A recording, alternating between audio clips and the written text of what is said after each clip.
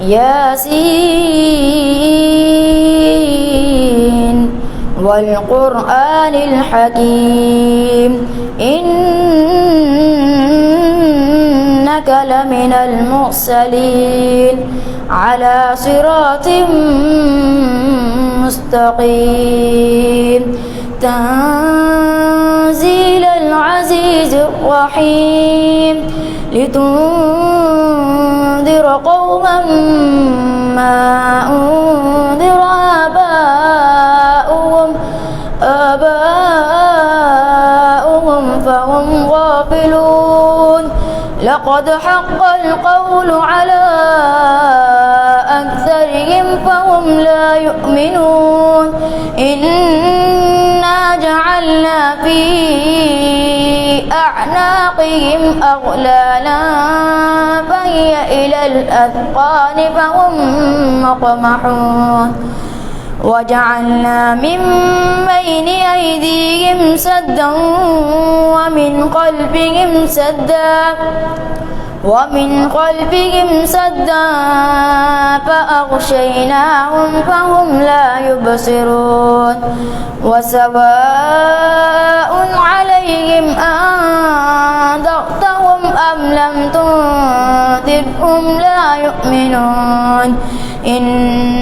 إنما تنذر من اتبع الذكر وخشي الرحمن بالغيب فبشره بمغفرة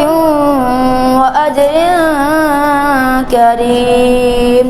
إنا نحن نحيي الموتى ونكتب ما قدموا وآثارهم وكل شيء أحصيناه في إمام مبين واضرب لهم مثلا أصحاب القرية إذ جاءها المرسلون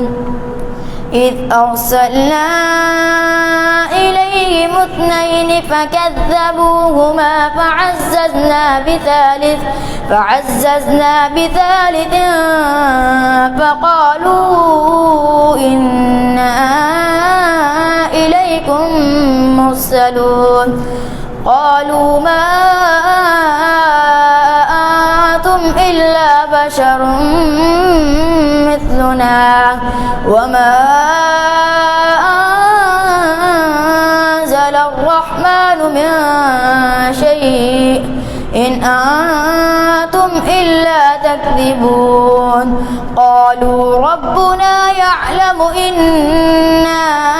إليكم لمرسلون وما علينا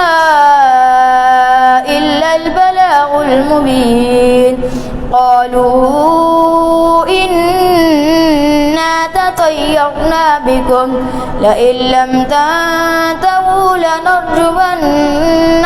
وليمسنكم منا عذاب أليم قالوا طائركم معكم أئن